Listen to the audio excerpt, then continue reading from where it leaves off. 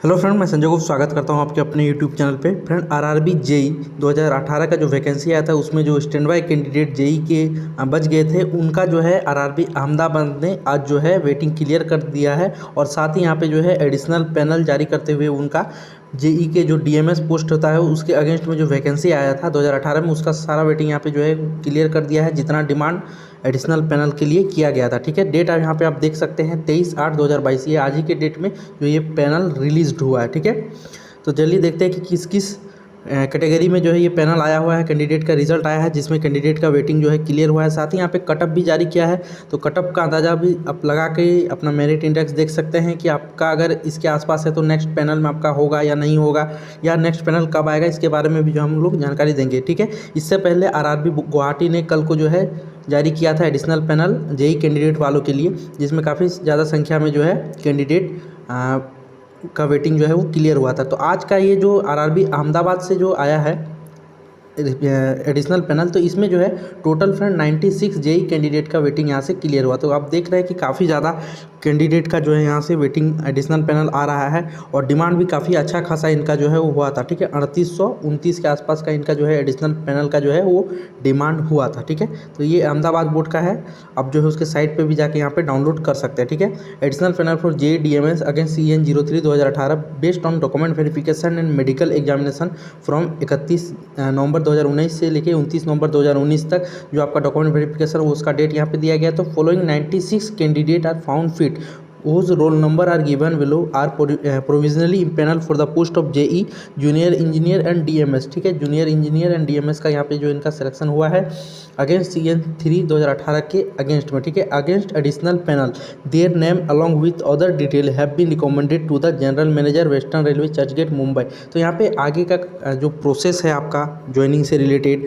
Re-medical के related, तो उसके लिए यहाँ पे जो आपका पैनल है, आपका जो डॉक्यूमेंट है वो आपको यहाँ पे जोनल रेलवे के जनरल मैनेजर आपका वेस्टर्न रेलवे में भेज दिया गया। ठीक है, WR में आपको जो है भेज दिया गया। आगे जो भी आपका होगा जो प्रोसेस वो आपका जोनल रेलवे से यहाँ पे होगा। ठीक है, तो कैटेगरी नंबर अगर 2 का बात करें तो यहाँ पे जेई का जो आपका सिविल डिजाइन ड्राइंग का होता है, इसमें जो है 13 कैंडिडेट जो यूआर के कैंडिडेट थे उनका जो यहाँ पे वेटिंग क्लियर हुआ। ठीक है, एक एससी का कैंडिडेट का यहाँ से वेटिंग हुआ है। कैटेगरी नंबर अगर 3 का बात करें जो जेई पीवे का है, इसमें 4 कैंडिडेट यूआर का हुआ है, एक कैंडिडेट यहाँ पे एससी का है, शेड्यूल कास्ट का एक कैंडिडेट का सिलेक्शन यहाँ पे हुआ है, वेटिंग कैंडिडेट थे उनका। ठीक है, कैटेगरी नंबर अगर 12 का बात करें जो वर्कशॉप का है, तो यहाँ पे यूआर का 8 कैंडिडेट का हुआ है, एससी का 3 कैंडिडेट का हुआ है, और एसटी का शेड्यूल ट्राइब का एक कैंडिडेट का यहाँ से वेटिंग क्लियर हुआ है कैटेगरी नंबर 12 में। कैटेगरी नंबर 15 का बात करें जो आपका जेई का CNW का पोस्ट है, इसमें 9 कैंडिडेट यूआर का सिलेक्शन हुआ है, 4 कैंडिडेट यहाँ से जो है ओबीसी का सिलेक्शन हुआ है। ठीक है,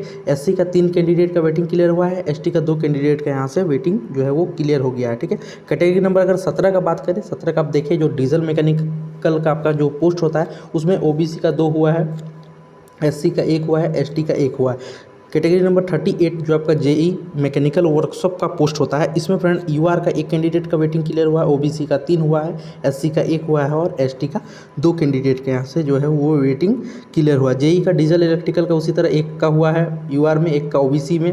कैटेगरी नंबर जो आपको 44 है जो जेई का इलेक्ट्रिकल जनरल सर्विस का पोस्ट है, इसमें 6 कैंडिडेट यूआर का सिलेक्शन हुआ है, ओबीसी का 2 कैंडिडेट का यहाँ से वेटिंग उनका क्लियर हुआ है, साथ ही एससी का 2 कैंडिडेट का वेटिंग यहाँ पे क्लियर हुआ है आपका 44 कैटेगरीज में। ठीक है, जेई अगर बात करें हम लोग जो कैटेगरी नंबर आपका 53 होता है जो इलेक्ट्रिकल टीआरडी डिपार्टमेंट होता है, तो यहाँ पे यूआर का 3 कैंडिडेट के साथ ओबीसी का 1 कैंडिडेट का वेटिंग क्लियर यहाँ पे हो गया है। कैटेगरी नंबर 54 में जेई इलेक्ट्रिकल टीआरएस में आपका एक ओबीसी का, एक एससी का कैंडिडेट का यहाँ से वेटिंग जो है वो क्लियर हुआ है स्टैंड बाय। कैटेगरी 55 में भी उसी तरह 2 का हुआ है, 63 में 3 यूआर का हुआ है, ओबीसी का 2 कैंडिडेट का हुआ है। कैटेगरी नंबर 64 में यूआर का 5 का हुआ है, ओबीसी का 1, एससी का 1, एसटी का 1। ठीक है, कैटेगरी नंबर अगर 67 का बात करें जो आपका डिपोर्ट मटेरियल सुपरिटेंडेंट का पोस्ट है, इसमें आपका 3 यूआर कैंडिडेट का जो है वो सिलेक्शन यहाँ पे हुआ है। ठीक है, तो अगर देखिए तो टोटल आपको इसको कीजिएगा तो ये टोटल 96 जो है जेई के कैंडिडेट का यहाँ से वेटिंग जो है क्लियर हुआ है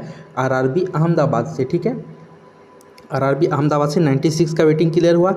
आगे जो भी यहाँ डिमांड था अगर वो बचा हुआ है तो वो डिमांड से यहाँ पे और पैनल आएगा, और जिन भी कैंडिडेट का इस पैनल में नहीं है तो अगले पैनल जब इसका आएगा तो उसमें उनका ज़रूर हो जाएगा। और आगे जो है इसमें रेलवे फ्रंट डाइवर्जन रूल भी जो है लगा रहा है, मल्टी स्किल। तो इसमें जो है आगे जो भी कार्रवाई है वो रेलवे के द्वारा किया जाएगा, ताकि क्योंकि रेलवे ने पहले ही कहा कि 100% वेटिंग का जो है क्लियर करना है, जैसे कि एएलपी का किया गया है। ठीक है, क्योंकि आप देखे होंगे कि जो स्टैंडिंग कमेटी बैठाया गया था उसमें भी यही बात कहा गया था कि जिस तरह से एएलपी का वेटिंग क्लियर हुआ 100%, उसी तरह से जो है टेक्नीशियन के लिए भी और जेई का भी वेटिंग जो है क्लियर हो। तो जिस बोर्ड से अभी पैनल आ रहा है, आ चुका है, उस बोर्ड में अगर वहाँ से डिमांड अभी है और लेटेस्ट में, तो वहाँ से और पैनल आएगा, नहीं तो उनका डाइवर्जन किया जाएगा मल्टी स्किल लगा के, लेकिन किसी भी तरह एडजस्ट किया जाएगा। क्योंकि जो आपका 14 जुलाई 2022 का जो नोटिस आया था रेलवे बोर्ड का, जिसमें जेई का और टेक्नीशियन का जो कैंडिडेट का अप्रूवल था, उतना सीट का जो है वो सीट खाली नहीं जाएगा, उतना सीट में जो है रिक्वायरमेंट कैंडिडेट का होना ही है, मतलब वेटिंग क्लियर उसमें होगा ही होगा। ठीक है, तो इसमें कटअप का अगर बात कर लेते हैं, कम्युनिटी वाइज कटअप, तो यहाँ पे आप देख सकते हैं, चाहे तो आप इसका स्क्रीनशॉट पे ले लीजिएगा, और नहीं तो ग्रुप से जो है इस पीडीएफ को डाउनलोड कर लीजिएगा, डिस्क्रिप्शन में जो है लिंक दे दिया गया है। ठीक है, तो यहाँ पे आप जो है कम्युनिटी वाइज कटअप देखिए, तो कैटेगरी नंबर 2 का अगर देखें, जो आपका सिविल है डिजाइनिंग, तो इसमें यूआर का मेरिट इंडेक्स 555.11 यहाँ पे दिया गया है। इसी तरह पीवे में आप देख सकते हैं यूआर का दिया है, एससी का दिया है 446.52। उसी तरह आपका जेई सीएनडब्ल्यू का यहाँ पे दिया है यूआर का 619, ओबीसी का 610, एससी का 554, एसटी का 518। ठीक है, 38 में इसी तरह से दिया है 633। ठीक है, तो इस तरह से इस मेरिट इंडेक्स से आप देख सकते हैं कि आपका जो है इस मेरिट इंडेक्स के अगर आसपास का आपका मेरिट है, तो इसमें जो है आप अंदाज़ा लगा सकते हैं कि नेक्स्ट पैनल आपका जो है उसमें ज़रूर होगा। ठीक है, वैसे तो सबका होना ही है, लेकिन नेक्स्ट अगर बात करें तो जैसे भी टाइम ले रहा रेलवे, क्योंकि बहुत ज़्यादा कैटेगरी है। एलपी में क्या था, एलपी के केस में 2 ही कैटेगरी था। ठीक है, और एलपी का ज़रूरत बहुत ज़्यादा रहता है, जिस कारण से उनका जल्दी भी हो गया, और उसमें 2 ही कैटेगरी, कैटेगरी नंबर 1 और कैटेगरी नंबर 2। ठीक है, लेकिन जेई और टेक्नीशियन का केस में क्या है फ्रेंड, इसमें बहुत ज़्यादा आपका जो है वो कैटेगरी है। जैसे आपका सिविल है, वर्कशॉप है, सीएनडब्ल्यू है, मैकेनिकल है, वर्कशॉप है, डीजल है, इलेक्ट्रिकल है, टीआरडी है, टीआरएस है, सिग्नल है, टेलीकॉम है।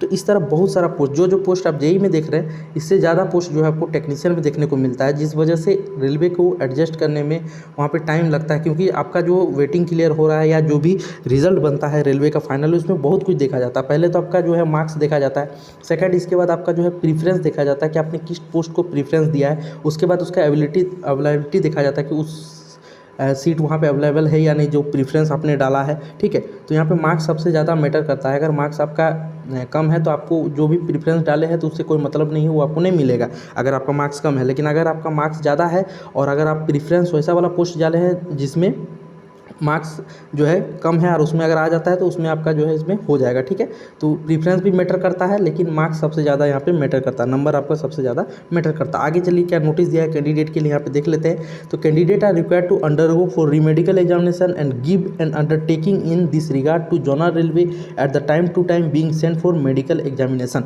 तो यहाँ पे time sent for medical examination, तब जब आपका मेडिकल एग्जामिनेशन के लिए भेजा जाएगा उस टाइम आपको जो है एक रीमेडिकल का अंडरगो के लिए एक अंडरटेकिंग देना पड़ेगा। मतलब एक घोषणा पत्र, आपको तो हिंदी में समझिए कि घोषणा पत्र आपको देना पड़ेगा कि हाँ मेरा मेडिकल जो है रेलवे ले सकता है, लिया जा सकता है। घोषणा पत्र एक है। ठीक है, ये आपको कब देना है, ये आपको जोनल रेलवे में देना है जब आपको मेडिकल एग्जामिनेशन के लिए भेजा जाएगा। आगे क्या लिखा है, it may be noted that merely emailing candidate does not weigh any entire him to any appointment in railway. ठीक है, तो यहाँ पे कहा जा रहा है ये पैनल जो आया है, ये लिस्ट आया है, पूरी तरह से प्रोविजनल है, मतलब कि अस्थायी तौर पे ये जारी किया है, इसको कभी भी जो है कैंसिल या मॉडिफाई किया जा सकता है। ठीक है, जैसे कि कोलकाता में हुआ था, पैनल देने के बाद जो है पैनल को रिमूव कर लिया गया था। कारण उसमें था कि कुछ कैंडिडेट का जो है किसी और कैटेगरी में शिफ्ट हो गया था। ठीक है, उनका प्रीफरेंस, वही पोस्ट प्रीफरेंस वाला प्रीफरेंस कुछ और था और उसको किसी और कैटेगरी में रिज़ल्ट उनको दे दिया गया था। ठीक है, तो इस तरह से यहाँ पे सारा कुछ लिखा गया है। तो फ्रेंड चलिए, आप जो भी जानकारी होगा आप जो है वेबसाइट में यहाँ पे देख लीजिएगा, या हम हमारे चैनल से भी जो है जान सकते हैं। तो चैनल पर नए हैं तो चैनल को सब्सक्राइब कर लीजिएगा, बेल आइकन को प्रेस कर दीजिएगा ताकि आपको जो है अपडेट का नोटिफिकेशन मिलता रहे। चलिए फ्रेंड, मिलते हैं नेक्स्ट वीडियो में, तब तक के लिए जय हिंद।